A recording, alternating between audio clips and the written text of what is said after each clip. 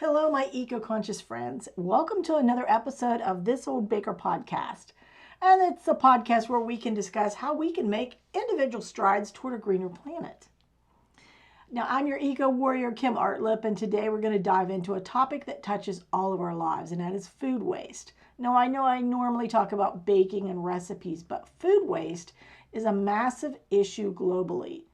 Did you know that roughly 1/3 of the food produced in the world for human consumption every year, that's 1.3 billion tons, gets lost or wasted? That's an astonishing figure, not just for the environmental implications, but for the sheer loss of resources. So let's tackle this step by step and start talking about what is food waste. So when we talk about food waste, it's easy to picture the remnants on a plate, from our meal. However, food waste encompasses so much more.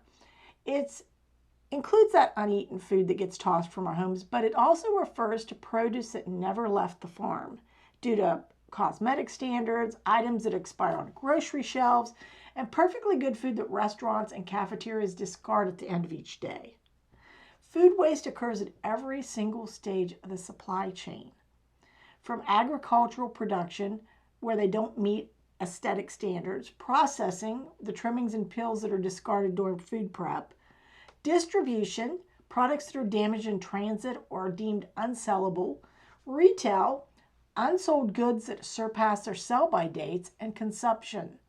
That's the leftovers and the forgotten foods that's sitting in the back of our fridges. Now, understanding the breadth of this issue is crucial because it's not just about what we see, it's about recognizing the hidden waste and finding ways to prevent it before it starts. Now, the impact of food waste is far-reaching, and it affects both our environment and our economy. Our environmental impact is our resource depletion. Wasted food means wasted resources. That's land, that's water, that's energy, and that's labor that went into producing that food. And the greenhouse gas emissions. When organic material decomposes in a landfill, it releases methane. That's a potent greenhouse gas that's contributing to climate change. And the loss of biodiversity. Land is cleared and species are displaced to grow food that may never, ever be consumed. Now let's talk about the economic impact. Globally, the economic cost of food is estimated to be hundreds of billions of dollars annually lost. Inefficiency. Resources are being used to produce food that doesn't reach consumers, which is an inefficient use of capital and labor. And food insecurity. While we waste vast amounts of food, many communities still face hunger and lack of access to nutritional food.